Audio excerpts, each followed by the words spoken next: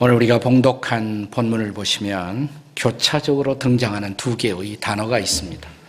하나는 고난, 또 하나는 환난이라는 단어입니다. 크게 다르지 않은 동의어라고 할 수가 있습니다.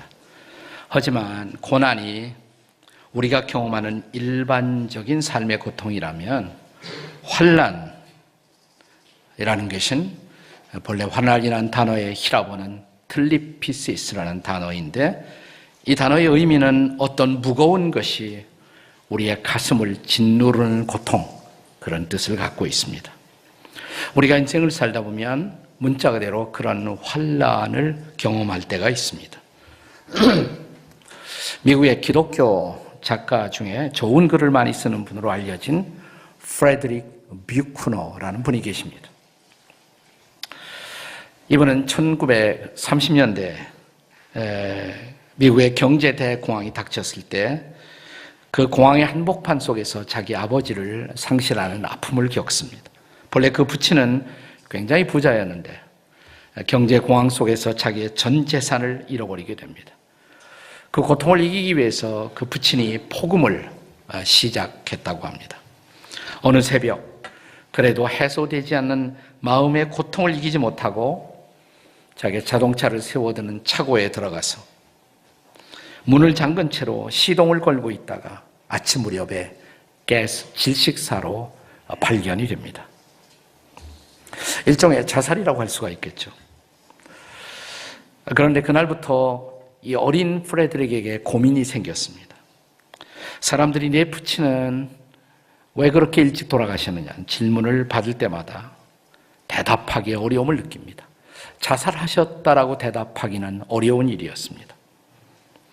그는 예수 믿는 소년이었기 때문에 하나님 앞에 기도를 드렸다고 합니다. 하나님, 이럴 때 제가 질문 받으면 어떻게 대답해야 옳아요? 기도하는 순간 생각 하나가 딱 스치더래요. 아, 그렇게 하면 되겠구나. 맞아, 우리 아빠는 너무너무 마음이 아프고 힘들고 고통스러워서 돌아가신 거야. 그러니까 내가 또 이런 질문을 받으면 그냥 우리 아빠는 심장 질환으로 하트 트러블로 돌아가셨다고 대답하면 되지 않을까? 기도할 때 하나님이 주신 지혜예요. 마음의 자유함이 생겼습니다. 그래서 그다음부터 사람들에게 질문을 받으면 네 아빠 어떻게 돌아가셨느니? 예, 저희 아빠는요 심장 질환으로 하트 트러블로 돌아가셨어요. 거짓말 아니죠? 네, 지혜로운 대답이라고 생각을 합니다. 오늘 우리가 본문을 기록한 사도 바울, 전도자 바울이 지금 그런 가슴을 짓누르는 어떤 고통, 그러니까 환난을 경험하고 있었던 것으로 보여집니다. 본문의 8절을 함께 같이 읽겠습니다. 본문 8절 함께 같이 읽습니다. 시작. 형제들아, 우리가 아시아에서 당한 환난을 너희가 모르기를 원하지 아니하노니 힘에 겹도록 심한 고난을 당하여 살 소망까지 끊어지고. 살 소망이 끊어졌다. 그러면 절망이죠. 다음 절에서 그는 마치 사형 선고를 당한 심정이었다, 이런 고백을 하고 있습니다. 아마도 본문의 배경은 사도행전 19장으로 생각이 되는데, 사도행전 19장에 보면 바울이 에베소라는 도시에서 전도하다가 그 복음이 영향을 끼치기 시작하니까 우상을 팔아 장사하던 사람들이 장사가 안 되는 거예요. 그러자 이것이 바울 때문이다. 그래서 소요 사태가 일어납니다. 바울은 절박한 상황 속에서 잠시 피신을 하게 됩니다. 바로 그런 숨막히는 절박한 상황 속에서 바울은 오늘 본문에 나타난 환난의 경험을 고백한 것이 아니었나, 성경학자들은 그렇게 추측합니다. 저는 오늘의 설교 제목을 하나님의 선물, 환난, 이렇게 정했습니다. 아니, 환난이 어떻게 하나님의 선물일 수가 있단 말입니까? 아마 당장 그런 반문이 계실 것입니다. 오늘 우리는 그 대답을 본문에서 찾고자 하는 것입니다. 어떻게 하나님의 선물이 도대체 환난이 될 수가 있단 말입니까? 바꿔 말하면 환난이 어떻게 하나님의 선물일 수가 있을까요? 첫째로, 환난은 주님의 위로를 경험하는 기회가 되기 때문입니다. 주님의 특별한 위로를 경험하는 찬스라고 할 수가 있습니다. 오늘 본문에 보시면 고난, 그리고 환난이라는 단어와 함께 또 하나 반복적으로 등장하는 단어가 있습니다. 사실은 고난, 환난보다도 더 많이 등장하는 단어입니다. 무슨 단어이죠? 위로라는 단어입니다. 위로. 반복적으로 등장합니다. 그래서 고린도후서 1장에 별명이 붙습니다. 위로의 장. 이렇게 보통 부릅니다. 위로의 장. 성경에 유명한 장들이 있잖아요. 사랑장, 고린도전서 13장. 또 믿음장, 그러면 히브리서 11장. 이제 하나 더 배웠어요. 위로의 장, 고린도후서 1장. 이렇게 대답하시면 되는 겁니다. 그런데 여기 나타난 위로는 그냥 위로가 아니라 환난 중의 위로입니다. 그리고 이 환난 중의 위로는 하나님으로부터 오는 그런 위로였던 것입니다. 성경은 우리가 지나고 있는 고난 혹은 환난의 한밤중에도 우리가 위로의 주님을 바라볼 수 있다고, 그리고 그 주님의 위로를 경험할 수 있다고 가르치는 것입니다. 우리가 방금 전에 불렀던 옛 복음성가, 언제나 은혜가 되는 복음성가의 가사처럼 말입니다. 괴로울 때 주님의 얼굴 보라. 평화의 주님 바라보아라. 세상에서 시달린 친구들아 위로의 주님 바라보아라. 눈을 들어 주를 보라. 내 모든 염려 주께 맡겨라. 슬플 때 주님의 얼굴 보라. 사랑의 주님 안식 주시리. 오늘 본문이 시작되는 3절의 말씀을 다 함께 같이 읽겠습니다. 3절 같이 읽습니다. 시작. 찬송하리로다. 그는 우리 주 예수 그리스도의 하나님이시요 자비의 아버지시요 모든 위로의 하나님이시며. 여기 자비라는 단어가 나오는데 이 자비가 본래 원문에 복수로 나와요. 복수. 자비가 복수로 되어 있습니다. 그리고 위로라는 단어 앞에 모든이라는 수식어가 붙어 있습니다. 모든 위로 이렇게 되어 있습니다. 자, 우리가 경험하는 온갖 환난의 경험, 고통의 경험, 그러나 그 한복판 속에서 하나님은 자비를 베푸신다고, 한 번만 베푸시는 것이 아니에요. 복수, 자비들을, 풍성한 자비를 베푸시고, 그리고 이 모든 일에 위로가 되시는 분, 바로 그분이 여러분과 제가 신뢰하는 하나님이라는 사실을 믿으시기 바랍니다. 그런데 왜 전능하신 하나님께서, 그 하나님이 정말 전능하시다면 우리에게 다가오는 이런 고통을 막아주시지는 못하는 것일까요? 그건 나도 모르겠어요. 저한테 물어보지 마세요. 대답이 없어요. 아무리 성경을 묵상해도 그 대답은 쉽게 발견되지 않습니다. 그래서 우리 신앙의 선배들은 그것을 고난의 신비 이렇게 말했습니다. 신비 그러면 모른다 이 말이에요. 그렇죠? 네, 고난의 신비라고 말하는 것입니다. 그러나 분명한 것은 우리가 이런 고난의 밤을, 그리고 환난의 골짜기를 통과할 때 아버지 하나님이 함께 아파하신다는 것입니다. 그리고 우리 곁에 다가오신다는 것입니다. 그리고 우리를 위로해 주신다는 것입니다.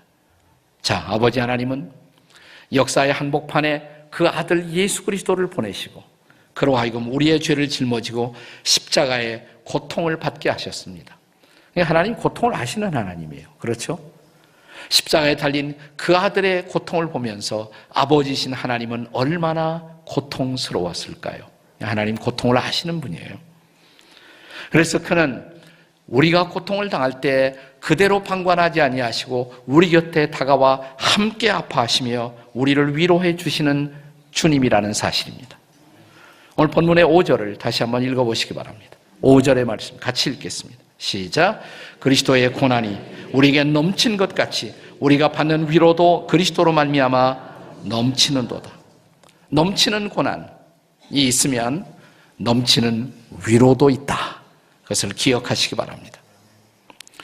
영국의 인류의 역사를 통해서 아주 훌륭한 설교의 모범을 보인 설교의 프린스, 설교의 왕자라고 불리워지는 분이 있습니다. 스펄전이라는 분이 계세요. 한국에도 스펄전이 있다는 소문을 혹시 들어보셨습니까? 말년에 이 스펄전 목사님이 질병으로 많은 고통을 당하셨습니다. 그분이 요양 생활을 하고 있었을 때 교인들이 찾아갔습니다. 그리고 이렇게 한 교우가 물었다고 합니다. 목사님, 많이 아프시죠? 스폴전은 이런 대답을 했다고 합니다. 예, 아파요. 너무너무 아파요. 그런데 이 고통보다도 예수님은 더 가까이 계세요. 그분이 저를 위로해 주세요. 그래서 견딜 수가 있지요. 이것이 그분의 대답이에요. 그렇습니다. 이것은 우리 모두의 고백일 수가 있습니다. 환난 속에 성도들이 처할 때 우리에게 다가오시고 우리와 함께 하시고 우리를 위로하시는 분, 환난은 이 주님의 특별한 위로를 경험하는 기회라는 사실을 믿으시기 바랍니다. 그래서 환난은 아픔이지만, 환난은 고통이지만, 그럼에도 불구하고 환난은 하나님의 선물이라는 것을 믿으십시오. 자, 환난이 하나님의 선물일 수 있는 또 하나의 이유, 두 번째 이유를 생각해 보겠습니다. 둘째로 환난은 이웃의 위로를 경험할 수 있는 기회이기 때문입니다. 환난은 하나님의 위로를 경험할 뿐만 아니라 우리의 이웃들의 위로를 또한 경험할 수 있는 기회가 됩니다. 본문의 4절의 말씀을 함께 같이 읽겠습니다. 4절 같이 읽습니다. 시작. 우리의 모든 환난 중에서 우리를 위로하사 우리로 하여금 하나님께 받는 위로로서 모든 환난 중에 있는 자들을 능히 위로하게 하시는 이시로다. 여러분, 우리가 하나님의 위로를 받고 나면, 내가 하나님의 위로를 체험하고 나면 또 다른 이웃들을 위로하는 사람이 될 수가 있다는 것입니다. 그래서 위로받은 우리가 위로자가 된다는 것입니다. 자, 이것을 6절에서는 이렇게 바울이 말하고 있습니다. 6절의 말씀 같이 읽습니다. 시작. 우리가 환난 당하는 것도 너희가 위로와 구원을 받게 하려는 것이요 우리가 위로를 받는 것도 너희가 위로를 받게 하려는 것이니 이 위로가 너희 속에 역사하여 우리가 받는 것 같은 고난을 너희도 견디게 하느니라. 우리가 자주 사용하는 고사성어 가운데 동병상련이라는 말 들어보셨죠? 네, 동병상련. 같은 병을 앓는 사람들이 서로를 불쌍히 여기게 된다라는 뜻입니다. 오늘날 전 세계적으로 벌어지고 있는 운동 가운데 지원 그룹 운동, 서포트 그룹 운동이 있습니다. 어떤 아픔을 당한 사람들이 함께 모여 소그룹으로 정기적으로 만나서 시간을 갖는 것입니다. 서포트 그룹 운동이에요. 이것은 일종의 동병상련의 나눔토라고 할 수가 있을 것입니다. 사랑하는 여러분, 내 자신이 어떤 고난을 겪고 나면 동일한 고난을 당하는 사람들에게 무관심할 수 없다는 것입니다. 어떤 면으로든지 관심을 표현하게 됩니다. 그리고 우리는 함께 고통을 나누는 자가 될 수가 있는 것입니다. 이것이 바로 위로의 놀라운 능력이라고 할 수가 있습니다. 토요일 아침에 텔레비전을 보다가 하모니라는 노래자랑 프로그램이 나오더라고요. 우연히 시청을 했는데 거기에 기적을 노래하는 부부, 별명이 기적을 노래하는 부부라고 소개된 커플 순서가 있었습니다. 이들의 사연이 그 자리에 있던 모든 사람들을 눈물에 젖게 하는 모습을 보았습니다. 이 부부가, 젊은 부부가 새 쌍둥이를 출산하게 됩니다. 새 쌍둥이. 근데 새 쌍둥이를 출산하는 과정에서 한 아이는 태 속에서 죽어서 태어났고, 한 아기는 태어난 지 닷새 만에 5일 만에 죽고, 세 번째 아이, 소정이라는 아이인데 이름이, 이 아이는 태어나기는 했는데 태어났지만 걸을 수 없는 장애아로 태어나게 된 것입니다. 그런데 이 커플이 이 노래자랑에 나와서 그 아이를 데리고 나와서 그 아이를 가르치면서 그래도 그 아이가, 소정이가 이 커플의 삶의 이유가 되고 행복의 이유가 된다라고 고백을 하는 것입니다. 그러면서 노래를 부릅니다. 노래 제목이 다행이다. 이적이라는 사람이 부른 다행이다라는 노래를 불렀어요. 노래의 가사가 아주 인상적이더라고요. 제가 그 노래를 듣고 은혜를 받았습니다. 이건 복음 성가집에 꼭 포함되어야 마땅하다, 이런 생각을 했습니다. 가사는 이렇습니다. 그대를 만나고 그대의 머리 곁을 만질 수가 있어서 그대를 만나고 그대와 마주보고 숨을 쉴 수 있어서, 그대를 안고서 힘이 들면 눈물 흘릴 수가 있어서 다행이다.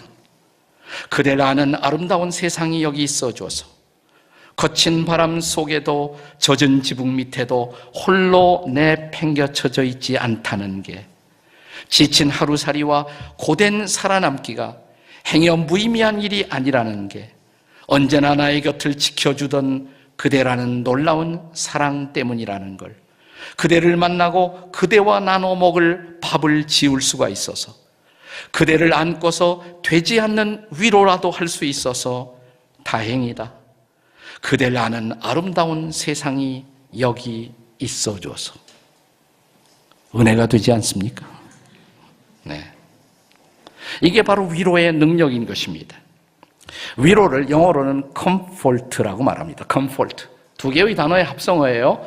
come이라는 것은 함께, fort라는 단어는 본래 나전어 fortare라는 단어에서부터 나온 것인데 힘을 돋군다 이런 뜻입니다. 그러니까 합하면 함께 힘을 돋군다. 이것이 본래 위로라는 단어의 영어 단어 comfort가 가진 본래의 의미인 것입니다. 고통받는 사람들이 마음으로 함께하는 자리, 바로 그것이 또한 그 고난과 그 환난을 이기는 위로를 체험하고 새 힘을 공급받아 일어서는 자리, 바로 치유의 자리가 된다는 것을 믿으시기 바랍니다. 그렇습니다. 주께서 저와 여러분에게도 환난을 허용하시는 이유, 우리에게도 환난을 피할 수가 없는 이유, 그러나 이 동일한 고난과 환난을 당하는 자들에게 이제 우리도 이 고난 속에 위로의 주님을 체험하고 이웃들의 위로를 체험했다면, 이제 나도 나보다 더 고통당하는 누군가를 향한 위로자가 되라는 메시지인 것을 기억하십시오. 바로 이런 소명을 헨리 나우에는 상처받은 치유자라는 단어로 설명했습니다. 상처받은 치유자, wounded healer. 나도 상처를 받았어요. 그러나 상처를 받고 나서 치유를 경험하면서 이 땅에는 나보다 더 상처받고 나보다 더 아파하는 수많은 사람들이 있다는 것, 그들의 치유자로 살아야 한다는 것. 그렇습니다.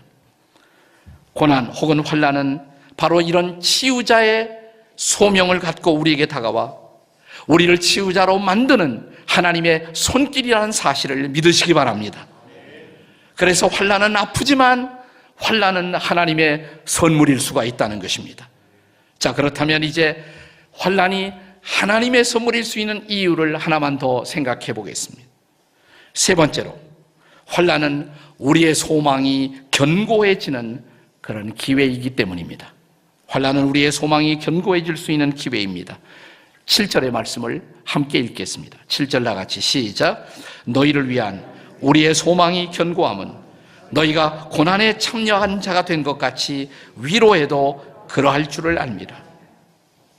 여기 우리의 소망이 견고해진다, 이 표현이 등장했죠. 사랑하는 여러분, 고난의 터널을 통과하는 사람, 환난의 골짜기를 지나는 사람들에게 그들이 성경적으로 이 환난을 통과한다면 반드시 그들에게 주어지는 하늘의 은총이 있습니다. 예외 없이 주어지는 놀라운 은총, 그것은 우리의 소망이 더욱 견고해질 수가 있다는 것입니다. 어떻게 그런 일이 일어날 수가 있습니까? 이것은 고난의 한복판, 환난의 한복판 속에서 우리가 하나님을 새롭게 만날 수가 있다는 것입니다. 그리고 그 하나님을 의지하고 또 그 하나님을 소망하는 자로 우뚝 설 수가 있다는 것입니다. 그것이 바로 9절에서의 바울의 고백입니다. 자, 9절 말씀을 같이 한번 읽겠습니다. 시작. 우리는 우리 자신이 사형 선고를 받은 줄 알았으니 이는 우리로 자기를 의지하지 말고 오직 죽은 자를 다시 살리시는 하나님만 의지하게 하심이라. 그 누구도 그 아무것도 믿을 수 없는, 의지할 수 없는 절망의 자리에서, 그러나 우리는 이제 하나님만 의지하는 사람이 되는 것입니다. 자, 어떤 하나님이에요? 죽은 자를 다시 살리시는 하나님. 그 하나님, 그 하나님만. 여기 하나님만이라는 단어를 주목해 보십시오. 저는 바울이 과거에도 하나님을 늘 믿어왔던 사람이죠. 안 믿었던 사람 아니에요. 그러나 사실 바울은 우리 모두가 그랬던 것처럼 하나님도 믿고 나도 믿는, 하나님도 믿고 나도 믿는 그런 삶을 살아왔을 것입니다. 그러나 이 절망의 골짜기를 지나고 환난의 극한 상황을 지나면서 바울은 하나님도 믿고 나도 믿는 신앙에서 이제 하나님만 의지하는 신앙인으로 성숙하게 됩니다. 자, 이 놀라운 변화예요. 하나님도 나도 믿던 자리에서 그는 이제 이 환난을 통과하면서 이제는 뭐예요? 이게 나라는 것이 자부심을 갖고 살아왔지만 그러나 별거 아니다. 나는 나 자신에 대한 좌절을 경험하면서 이제 비로소 하나님만 의지하는 자로 우뚝 서게 된 것입니다. 그는 이제 절망의 자리에서 벌떡 일어납니다. 그리고 놀라운 희망의 선언을 고백하기에 이르렀습니다. 10절의 말씀입니다. 같이 읽습니다. 10절 다 같이 시작. 그가 이같이 큰 사망에서 우리를 건지셨고 또 건지실 것이며 이후에도 건지시기를 그에게 바라노라. 아멘이십니까? 그가 과거에 나를 건지셨다면 지금도 건지시고 앞으로도 건지실 것이다. 이것을 나는 믿는다 이 말입니다. 이제 더 이상 그는 절망의 사람이 아니에요. 그는 이제 견고한 소망의 사람이 된 것입니다. 우리는 감히 그 환난의 고통 속에서 이제 이렇게 고백하는 사람이 된 것입니다. 그렇다면 이 환난도 하나님의 선물이었다고. 우리 기독교 의사이며 가정사역자인 제임스 답슨이라는 분이 있습니다. 이 제임스 답슨의 책을 읽다가 이런 이야기를 읽었습니다. 이분이 의사로서 병원에서 일할 때 그 병원에 5살배기 아이가 입원을 했어요. 폐암으로 죽어가던 그런 아이였습니다. 이 어린 소년의 엄마는 늘 병상을 지키면서 곁에서 아들에게 예수님 이야기를 들려주곤 했답니다. 시시때때로 아들의 손을 붙들고 기도했습니다. 아주 아름다운 그리스도인 가족의 모습이었습니다. 근데 어느 날 엄마가 잠시 자리를 비운 사이 병원의 이 간호사는 아이가 이상한 소리를 반복하는 것을 듣습니다. 이 아이가 계속 이렇게 말하더래요. 종소리가 들려요. 종소리가 들려요. 자, 엄마가 돌아와서 병원 복도에서 간호사를 만났습니다. 우리 아이 어때요? 물었습니다. 간호사는 참 죄송한 말씀이지만 대개 아이에게 환각 증세가 시작되는 것 같습니다. 이런 말을 했다고 그래요. 그래서 왜 그런 판단을 하게 되셨나요? 대개 아이가 제가 들어가 보니까 계속 종소리가 울려요. 종소리가. 이렇게 말을 하더라고요. 그 말을 듣더니 어머니가 활짝 웃더래요. 웃더니 염려하지 마세요. 네, 절대로 환각이 아니에요. 기도의 응답일 따름입니다. 말씀을 드리지요. 제가 제 아이와 함께 그 아이가 아파할 때마다 옆에서 손을 잡고 제가 우리 아이한테 이렇게 말했거든요. 아들아, 너무 힘들고 숨쉬기도 힘들고 아프면 예수님 도와주세요. 그냥 그렇게 기도해. 네가 기도하면 하늘의 하나님 종소리를 울리며 천사를 보낼 거야. 그리고 내 곁에 달려오실 거야. 꼭 그렇게 얘기해. 예수님 도와주세요. 그러면 내가 기도할게. 하늘나라의 종소리를 울리며 예수님이 천사를 보낼 거라고. 그리고 엄마는 단숨에 병실로 달려갔습니다. 아이를 끌어안고 기도하면서 하늘에서 들려오는 종소리에 대해서 그 메아리가 사라질 때까지 함께 대화를 나누며 또 손잡고 함께 기도했습니다. 그렇습니다. 저는 동일하신 우리 주님께서 저와 여러분이 환난의 골짜기를 통과할 때도 그의 자녀들 곁에 하늘의 종을 울리며 다가오시는 우리 주님, 그리고 우리를 절대로 그 자리에 놓아두지 아니하시는 주님, 그의 거룩한 능력의 임재로 우리를 붙드시고 만지시고 치료하시는 바로 그분이 바로 우리의 주님인 것을 믿으시기 바랍니다. 그 주님이 함께 하신다면, 그 주님이 우리의 기도를 듣고 계신다면, 사랑하는 여러분, 우리는 절망의 골짜기에서 좌절할 필요가 없습니다. 우리는 이제 벌떡 일어나야 합니다. 그리고 우리는 다가오는 환난을 향해서 그리고 지금 겪고 있는 고난을 향해서 이렇게 외칠 수 있어야 합니다.